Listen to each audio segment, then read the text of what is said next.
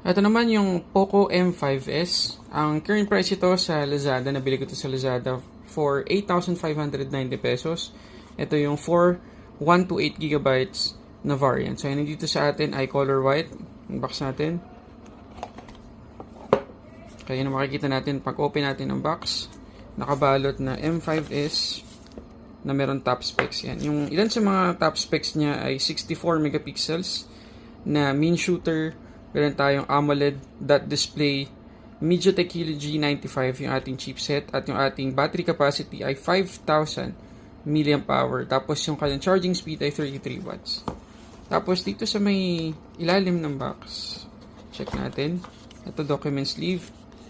Meron tayo ditong SIM ejector pin, documentations, tsaka yung ating jelly case. Tapos yun yung kanyang 33 watts na charging brick at yung charging